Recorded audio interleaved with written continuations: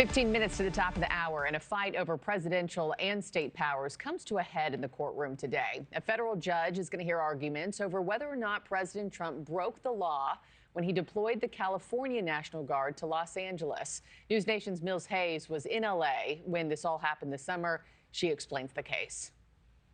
Good morning, Markie. Well, this is a bench trial, so no jury, which means we could have a decision from the judge sometime this week. But this decision could set precedent. If Trump wins, it would make it easier for a president to put troops on the streets of an American city. But let's back up. How did we get here, right? California Governor Gavin Newsom filed a lawsuit against President Trump over his decision to deploy National Guard during anti-ICE protests this summer. I was there on the ground the day the National Guard was deployed. Their purpose to protect federal personnel and property and support law enforcement. Protests were peaceful at times, but I also saw people dig up rocks to throw at police officers. The protests began June 6 after ICE began carrying out immigration raids at work sites around Los Angeles.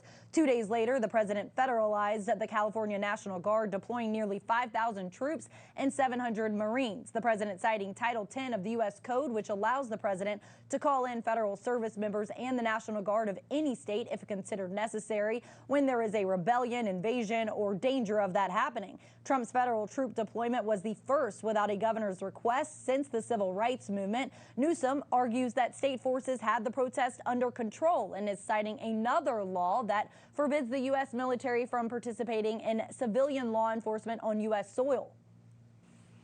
California is going to argue that this is a power grab, that this was a fake emergency, that they had everything handled, that everything was under control. The Trump administration is going to come in and say, no, state of California, you weren't policing this well enough. We didn't have any choice but to federalize and put National Guard troops on the ground to help police this.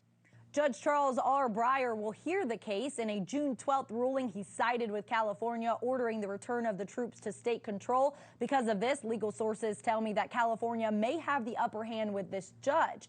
Legal sources also tell me this is just the first inning in a long, complicated legal game, and it may go all the way up to the Supreme Court. Thank you for watching. Subscribe below and download our NewsNation app right now on your phone, and you will get fact-based, unbiased news for all Americans.